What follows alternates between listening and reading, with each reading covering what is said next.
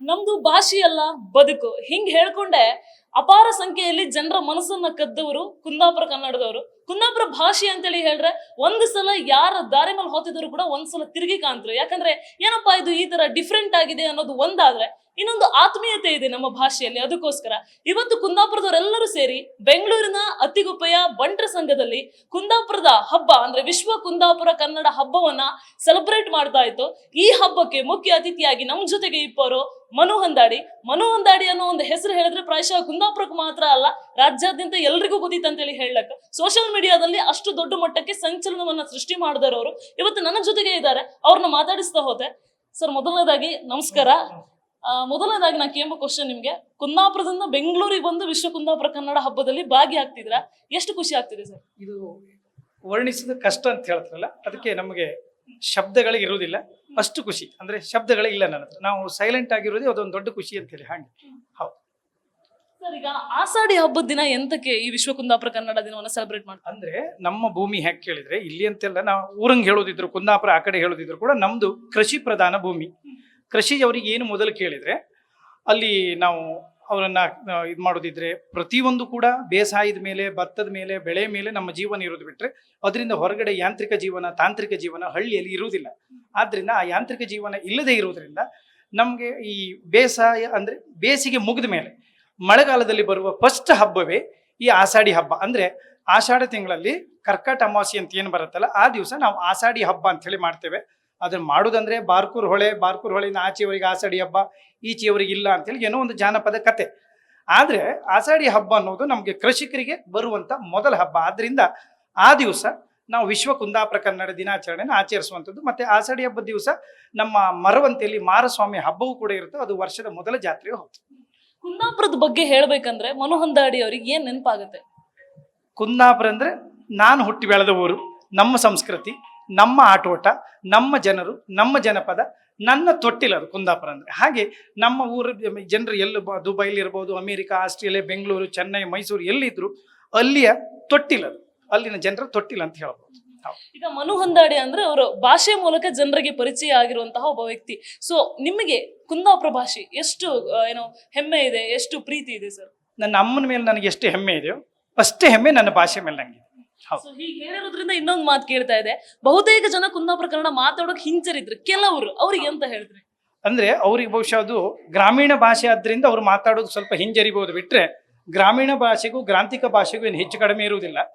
ಒಂದು ಸಾರ್ವತ್ರಿಕ ಕನ್ನಡ ಅಂತ ಇರತ್ತೆ. ಅಂದ್ರೆ ಎಲ್ರಿಗೂ ಅರ್ಥ ಆಗುವಂತ ಕನ್ನಡ ಸಾರ್ವತ್ರಿಕ ಕನ್ನಡ. ನಮ್ಮ ಊರೊಳಗೆ ನಾವು ಮಾತಾಡ್ಕೊಳ್ತು ಗ್ರಾಮೀಣ ಕನ್ನಡ. ಅದು ಧಾರವಾಡ ಕನ್ನಡ ಇರ್ಬೋದು, ಗುಲ್ಬರ್ಗ ಕನ್ನಡ ಇರ್ಬೋದು, ಆಮೇಲೆ ಮೈಸೂರು ಕನ್ನಡ ಇರ್ಬೋದು, ಚನ್ನರಾಯಪಟ್ಟಣ ಕನ್ನಡ ಇರ್ಬೋದು. ಹಾಗೆ ನಮ್ಮ ಕುಂದಾಪುರ ಬದಿಯ ಗ್ರಾಮೀಣ ಕನ್ನಡ. ನಮ್ಮ ಜನ ಒಟ್ಟಾದಂಗ ನಾವು ಕುಂದಾಪುರ ಕನ್ನಡವನ್ನೇ ಮಾತಾಡ್ಬೇಕು. ಹಾಗೆ ಕುಂದಾಪುರ ಕನ್ನಡದಲ್ಲೇ ಕೆಟ್ಟ ಪದ ಅಂತ ಅಲ್ಲ, ಈಗ ಬೈಯೋದಿರುತ್ತೆ ಕೆಲವೊಂದು, ನಿನ್ ಕಣ್ಣಿ ಕಿಚ್ಚಡ್ಕ ಹಾಪ್ಕೆ ಈ ತರ ಎಲ್ಲ ಹೇಳಿದ್ರೆ, ಆ ತರದ ಒಂದು 4 ವರ್ಡ್ ಹೇಳೋದಾದ್ರೆ ಯಾವ್ದು?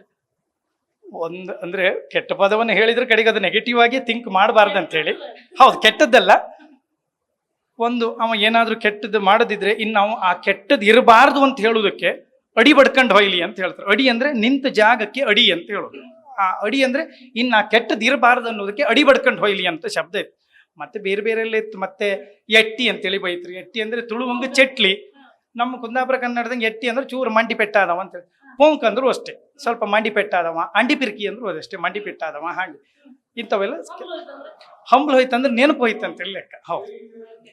ಕೊನೆಯದಾಗಿ ನ್ಯೂಸ್ ಫಸ್ಟ್ ಮೂಲಕ ಕುಂದಾಪುರ ಜನತೆಗೆ ಏನಾದ್ರು ಹೇಳುದಾರೆ ಅಂತ ಹೇಳಕ್ ಇಷ್ಟಪಡ್ತೀನಿ. ಕುಂದಾಪುರ ಜನತೆಗೆ ಹೇಳುದಂತಂದ್ರೆ, ಊರು ಬಿಟ್ಟು ನೀವು ಎಲ್ಲೇ ಇದ್ರೂ ಕೂಡ ನಿಮ್ಮನ್ನ ಒಂದು ಮಾಡೋದು ಯಾವ್ದು ಕೇಳಿದ್ರೆ, ನಮ್ಮ ಭಾಷೆ ಬಿಟ್ರೆ ನಮ್ಮ ಕಿಶಿಯಲ್ಲಿ ಇರುವ ದುಡ್ಡು ಅಲ್ವೇ ಅಲ್ಲ. ಮೊದಲು ಯಾರು ಸಿಕ್ಕರ ಕೂಡಲೇ ಕಿಶಿ ಕಂಡು ದುಡ್ಡು ಎಷ್ಟಿತ್ತು ಕಾಣ್ತಿಲ್ಲ. ಹೋಯ್ ನಮಸ್ಕಾರ, ಊಟ ಆಯ್ತಾ, ಎಲ್ಲಿದ್ರಿ, ಎಂತ ಮಾಡ್ತಿದ್ರಿ, ಹಾಂಗೆ ಕೂಡಲೇ ಇದು ನಮ್ಮ ಭಾಷೆಯವರಂತ ಅರ್ಥ. ಅದರಿಂದ ಯಾರು ನಮ್ಮ ಕುಂದಾಪುರದವ್ರಂತಲ್ಲ, ಯಾರೇ ಎಲ್ಲೇ ಇದ್ರು ನಿಮ್ಮ ಗ್ರಾಮೀಣ ಭಾಷೆಯನ್ನ ಉಪಭಾಷೆಯನ್ನ ಉಳಿಸ್ಕೊಂಡ್ರೆ ಮಾತ್ರ ಕನ್ನಡ ಅಂತೇಳಿ ಸಾರ್ವತ್ರಿಕ ಏನಿತ್ತಲ್ಲ ಅದು ಉಳಿಯೋಕೆ ಸಾಧ್ಯ. ಒಂದು ಲಾಸ್ಟ್ ಕ್ವಶನ್, ನೀವೀಗ ಭಾಷೆ ಮೂಲಕವೇ ಒಂದು ಹಾಸ್ಯ ಚಟಾಕಿ ಮಾಡ್ತಾ ಸೋಷಿಯಲ್ ಮೀಡಿಯಾದಲ್ಲಿ ಸಿಕ್ಕಾಪಟ್ಟೆ ವೈರಲ್ ಆದವರು, ತುಂಬಾ ಜನರಿಗೆ ಆಸೆ ಇರುತ್ತೆ ನಾನು ಒಬ್ಬ ಮನು ಹಂದಾಡಿ ಆಯ್ಕಂತ. ಸೊ ಅಂತರಿಗೆ ಅಂತ ಹೇಳೋಕೆ ಇಷ್ಟಪಡ್ತೀರಿ? ಅಂಥವ್ರಿಗೆ ಏನು ಕೇಳಿದ್ರೆ, ಈಗ ನನಗೆ ಹೆಂಗೆ ಅವಕಾಶ ಬಂದಿತ್ತಲ್ಲ ಅದೇ ರೀತಿ ಅವರು ಕೂಡ ಬಂದ ಅವಕಾಶವನ್ನ ಜನರ ಜೊತೆ ಚಂದ ಪ್ರೀತಿಯಿಂದ ಇದ್ದರೆ ನಾವು ಯಾವತ್ತೂ ಕೂಡ ಎಲ್ಲಿ ಮುಂದುವರೋದು ಕೇಳಿದ್ರೆ, ಜನರು ಎದುರು ನಾವು ಸಣ್ಣವ ಇರಬೇಕು. ಒಂದು ಗಾದೆ ಇತ್ತು ನಮ್ಮ ಕುಂದಾಪುರದಲ್ಲಿ ಏನ್ ಕೇಂದ್ರೆ, ತಾಯಿ ಹತ್ರ ತಕ್ಕು ಗುರಿನ ಹತ್ರ ವಿದ್ಯೆ ಮಾಡಬಾರ್ದು ಅಂತೇಳಿ. ಜನರು ನಮ್ಮನ್ನು ಎಷ್ಟು ಪ್ರೀತಿ ಮಾಡ್ತಾರೋ ಆದಷ್ಟು ನಾವು ಅವ್ರ ಕಾಲ ಕೆಳಗಿರೋ ಕಾಣಬೇಕು. ಆವಾಗ ಎಲ್ಲರೂ ಕೂಡ ಒಂದು ಸಾಧನೆ ಮಾಡ್ಬೋದು.